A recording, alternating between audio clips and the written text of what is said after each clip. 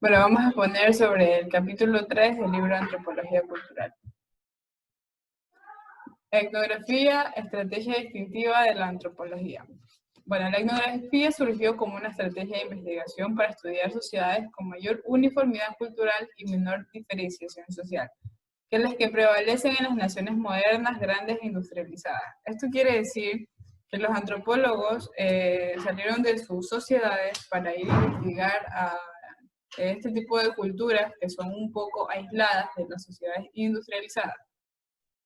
Bueno, el proceso para convertirse en antropólogo cultural requirió desarrollar experiencias de campo en otras sociedades. Los primeros antropólogos vivieron en sociedades a pequeñas escalas relativamente aisladas con tecnologías y economía simple. Esto hace referencia a lo que ya veníamos diciendo sobre los antropólogos que decidieron salir de sus sociedades para investigar sociedades que estaban bastante aisladas de las sociedades externas. Debido a que este tipo de sociedades tienen culturas un poco ancestrales y que no están sujetas a los cambios de la globalización. Para comprender una cultura particular en su conjunto, tanto como se pueda, dadas las limitaciones de tiempo y percepción, los etnógrafos adoptan una estrategia de movimiento libre para recabar información. Eso quiere decir que los antropólogos dentro de las sociedades o dentro de este tipo de culturas se movilizan de acuerdo a sus necesidades. Es decir, si necesitan investigar a una persona determinada, ellos van y lo hacen. Si necesitan, por ejemplo, recabar algún tipo de información que sea útil para la investigación, ellos van y la buscan. Bueno, en una sociedad o comunidad, el etnógrafo se mueve de escenario en escenario, de lugar a lugar, de sujeto a sujeto, para descubrir la totalidad y la interconexión de vida social. Esto hace referencia a lo que ya habíamos dicho. Para este tipo de investigaciones etnográficas, para que se desarrolle de tal manera, se utilizan técnicas etnográficas, las cuales mencionaré. Como primera técnica tenemos la observación directa, que es la de primera mano, se hace sobre el comportamiento e incluye la observación participante. Como segunda tenemos la conversación, que se realiza con diversos niveles de formalidad, desde el chismorreo diario, que ayuda a mantener el informe y ofrece un conocimiento acerca de lo que sucede, hasta las entrevistas prolongadas que pueden ser abiertas o estructuradas. El método genealógico, bueno, como tercer punto tenemos el método genealógico, que trata del establecimiento de las familias y de qué lugar ocupan en la sociedad, así como otros aspectos de la identidad cultural y jerarquía social.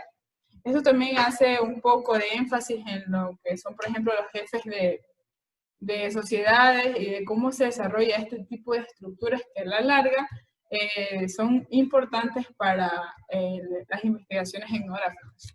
Como cuarto punto tenemos los informantes claves, que son este tipo de personas que tienen un aspecto en particular que nos puede ayudar en nuestra investigación.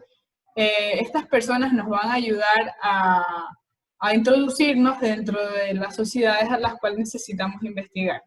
Como quinto punto tenemos las historias de vidas, que las realizan a personas particulares que tienen algo distintivo que nos puede orientar para realizar una investigación. Como sexto punto tenemos el descubrimiento de creencias y percepciones de los locales o nativos, que pueden compararse con las observaciones y con las conclusiones a las que llega la etnógrafo. Como séptimo punto tenemos la investigación orientada a problemas de diversos tipos. Se trata de aquella enfocada en una problemática encontrada en una sociedad o cultura. Es una visión más actual de los etnógrafos, ya que a pesar de que su interés principal es enfocado al estudio de todo el contexto del comportamiento humano, es imposible. Dicho caso, por ello se opta por esta opción. Como octavo punto tenemos la investigación longitudinal, que consiste en el estudio continuo a largo plazo de un sitio o aspecto de la comunidad a la que se estudia. Como noveno punto tenemos la investigación en equipo, que se trata de investigaciones coordinadas en las que participan varios etnógrafos. Gracias. yo voy a hablarles acerca de la observación y observación principal. Los etnógrafos tienen que prestar atención a cientos de detalles de la vida diaria, eventos estacionales y sucesos usuales. Los etnógrafos acostumbran y aceptan como normales los patrones culturales que inicialmente le parecieron ajenos. Permanecen poco más de un año en el trabajo de campo, lo que permite repetir la estación de su llegada, de momento en que pudo haber perdido ciertos eventos y procesos debido a la falta de familiaridad inicial y el choque cultural. Los etnógrafos se esfuerzan por establecer un rapport o una buena relación de trabajo con sus anfitriones con base en el contacto personal.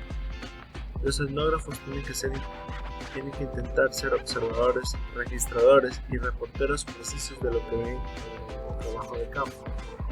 Vemos como parte de la cultura los etnógrafos se involucran y forman parte de ella para así tomar cierta información en su investigación. Tenemos también como seres humanos que vivimos con otros, no podemos ser observadores totalmente imparciales y desconectados.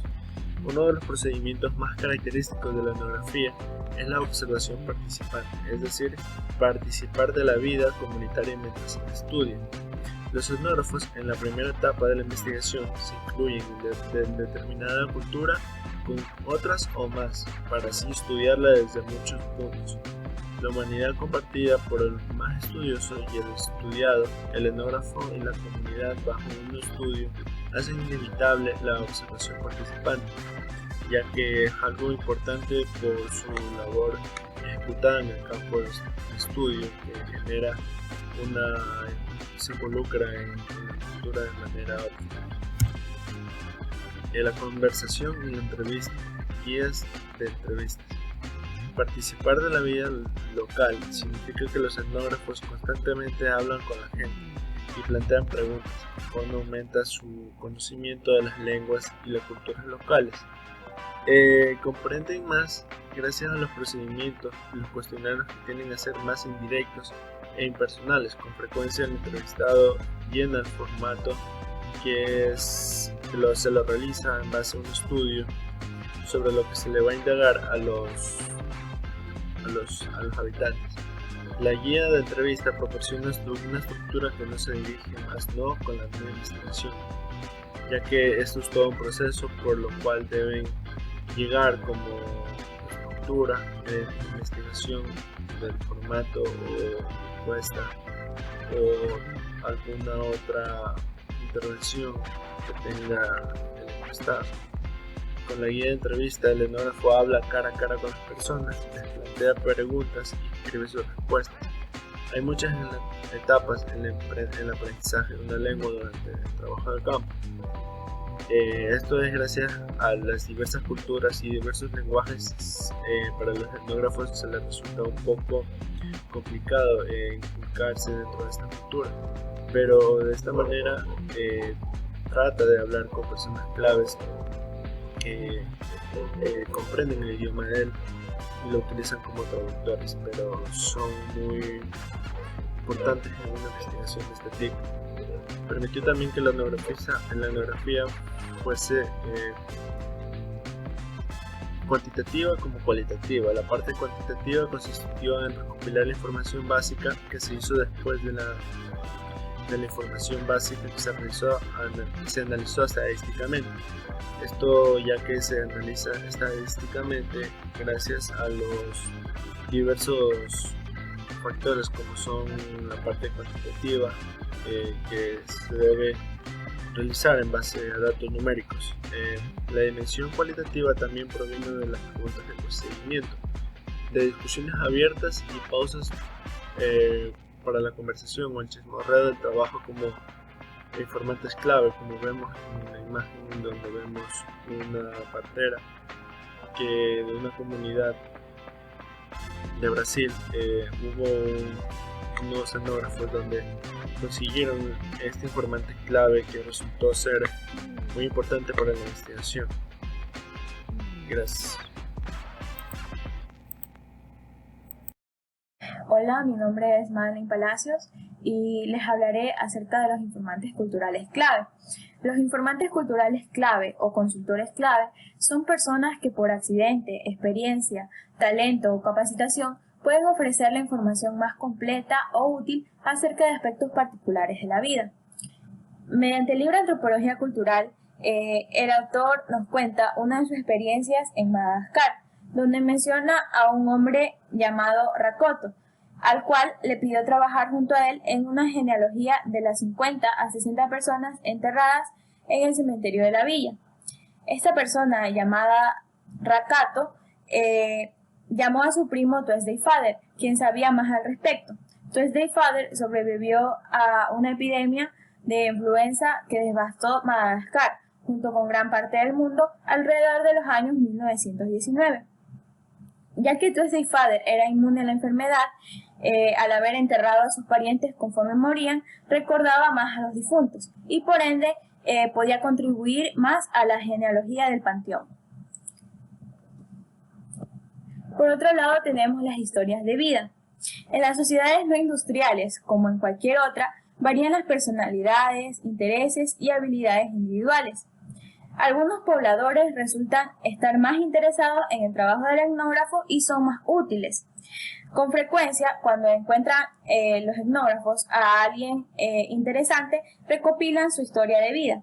La recolección de experiencias de la vida de una persona ofrece un retrato cultural más íntimo y personal que otros métodos, por lo cual es usado más en la investigación. Las historias de vida que pueden registrarse o videograbarse para su revisión y análisis posteriores revelan cómo personas específicas pueden reaccionar y contribuir a los cambios que afectan en sus vidas. Tales relatos ilustran la diversidad que existe dentro de cualquier comunidad, pues se enfocan en cómo diferentes personas interpretan y lidian con algunos de los mismos problemas, por lo cual muchos etnógrafos incluyen la colección de historias de vida como parte sustancial de una estrategia de investigación. Como tercer punto tenemos las creencias y percepciones locales y las del etnógrafo. Una meta de la etnografía es descubrir las visiones, creencias y percepciones locales o nativas que pueden compararse con las observaciones y conclusiones propias del etnógrafo. En el trabajo de campo, los etnógrafos, por lo general, combinan dos estrategias de investigación, la EMIC, que es orientada a lo nativo, y la ETIC, que es orientada a lo científico. Muchos antropólogos han aplicado a la etnografía esos términos que se derivan de la lingüística. Marvin Harris estableció que un enfoque EMIC investiga qué piensa la gente local, es decir, cómo perciben y categorizan al mundo, cuáles son sus reglas de comportamiento, qué tiene de significado para ellos, cómo imaginan y explican las cosas. Al operar de manera EMIC, el etnógrafo busca el punto de vista nativo y se apoya en la gente local para explicar las cosas y decir si algo es significativo o no. Por otro lado, el enfoque ETIC, que es orientado a lo científico, cambia el foco de las observaciones, categorías, explicaciones e interpretaciones locales a las del antropólogo. Del enfoque ETIC se deriva la interpretación de las culturas de manera imparcial, ya que los miembros de una cultura con frecuencia están demasiado involucrados en su vida cotidiana para hacerlo. Al operar de manera ETIC, el etnógrafo enfatiza lo que el observador o la observadora nota y considera relevante. Desde luego, el etnógrafo, como cualquier otro científico, también es un ser humano con visiones culturales que evitan la objetividad compleja. Como en otras ciencias, la capacitación adecuada puede reducir los perjuicios del observador. Un ejemplo que ilustra la perspectiva EMIC frente a la ETIC es los días festivos, ya que para los estadounidenses el Día de Acción de Gracias posee un significado especial.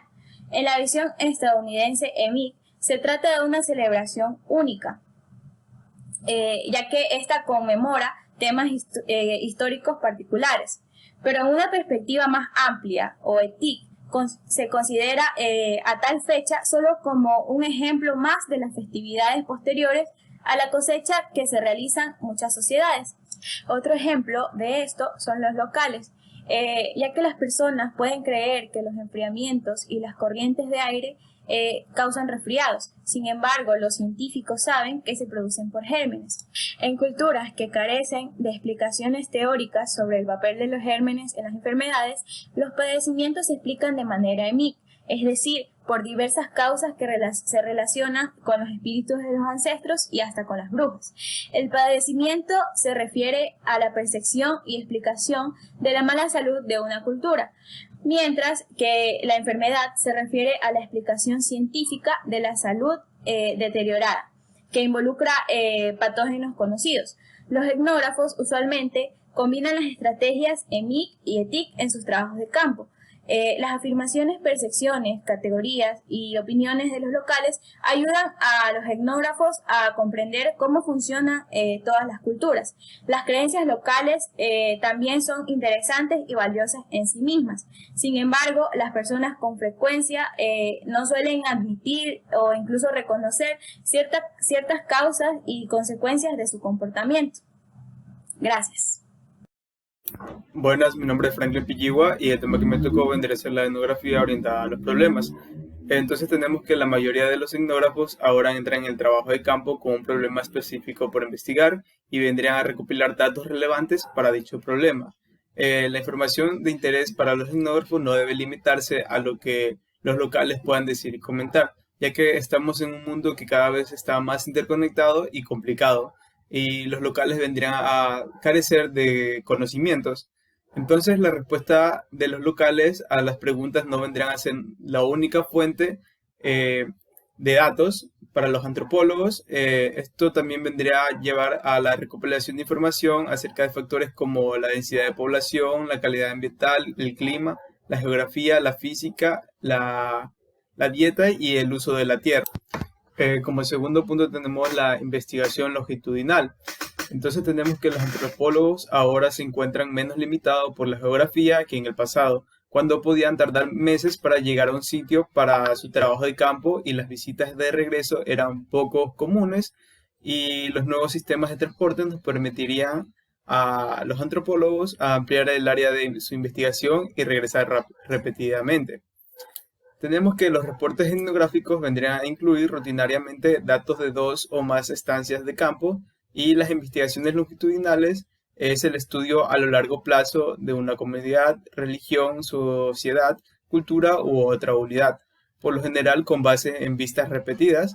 Un ejemplo de todo esto vendría a ser la investigación como estudio longitudinal del distrito Wembe, Zambia. Este estudio lo plantearon Elizabeth Colson y Thayer Scudder en 1956, y durante más de 5 décadas se han estudiado 4 villas en diferentes áreas. Los censos periódicos en ellas proporcionan datos básicos acerca de la población, la economía, el parentesco y el comportamiento religioso. A las personas que se les censó y se mudaron se les rastrea y entrevista para comprobar sus vidas con las de quienes permanecen en las villas. Por último, vendremos a atender lo que vendrá a ser la investigación de equipo. Como se mencionó anteriormente, en la investigación longitudinal, con frecuencia es una investigación en equipo. Un ejemplo de esto vendría a ser la experiencia de un antropólogo durante la década de los 60 en la comunidad de Arembepe, Brasil, en la cual a lo largo de 3 años dicho programa se envió anualmente a más o menos 20 estudiantes de posgrado para realizar una breve investigación de verano en el extranjero. Los estudiantes permanecieron en comunidades rurales de 4 países: Brasil, Ecuador, México y Perú. 3 generaciones después de unos investigadores han monitoreado diversos aspectos de cambio y desarrollo. Hola, mi nombre es Daniela Zambrano y yo voy a hablar acerca de cultura, espacio y escala. Bueno, en los temas anteriores se mencionó la investigación longitudinal y la investigación en equipo, que ilustran un cambio importante en la antropología cultural, ya que están frente a la investigación etnográfica tradicional, que estudia comunidades o culturas que están de forma más aisladas y únicas en el tiempo y en el espacio, en lo cual aquí el cambio consiste en el reconocimiento del devenir de las personas, la tecnología, imágenes, como la información, tanto de lo que ya está en marcha como lo ineludible. El estudio de tales flujos y vínculos ahora forma parte del análisis antropológico, en donde todo esto se ve reflejado en el mundo, en la población, donde imágenes e información se mueven como nunca antes. El trabajo de campo debe ser más flexible y a mayor escala por tal razón. Bueno, en esta parte también es relevante el reconocimiento creciente de las asimetrías del poder y cómo afectan las culturas, y la importancia de las diversidades dentro de culturas y sociedades. Es decir, aquí particularmente los medios masivos de comunicación y las personas experimentan lo local y lo global de manera simultánea. Cada vez los antropólogos se interesan más por estudiar a los medios masivos de comunicación, que en términos de cultura y espacio se constituyen como rarezas. Bueno, el estudio de las comunidades como entidades discretas puede ser una cosa del pasado. Sin embargo, la atención tradicional de la antropología por la observación cercana de vidas particulares en lugares particulares tienen una importancia duradera.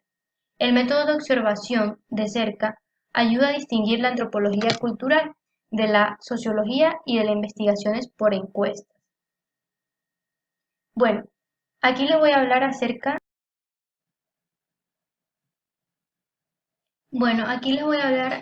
de las investigaciones por encuestas. Bueno, conforme los antropólogos trabajan cada vez más en sociedades a gran escala, desarrollan formas innovadoras de combinar la etnografía con las investigaciones por encuestas, ya que al trabajar principalmente en naciones grandes y pobladas, los sociólogos, científicos, políticos y economistas desarrollaron y refinaron el diseño de la investigación por encuesta, que involucra lo que es el muestreo, la recolección impersonal de datos y análisis estadísticos.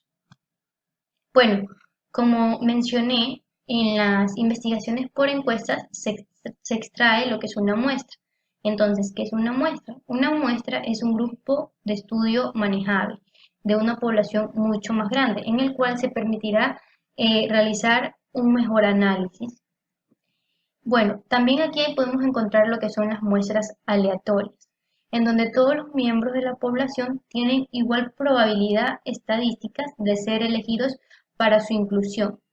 Una muestra aleatoria se selecciona mediante procedimientos al azar, como tablas, números aleatorios, que se encuentran en muchos libros de texto. Bueno, dentro de esto también encontramos lo que son las variables, que se enfoca en un pequeño número, que es decir, que son factores que influyen en el lugar de totalidad de las vidas de las personas, y que depende también en gran medida del análisis estadístico para realizar inferencias sobre poblaciones grandes, diversas y con base de datos recopilados de un pequeño subconjunto de dicha población. Gracias.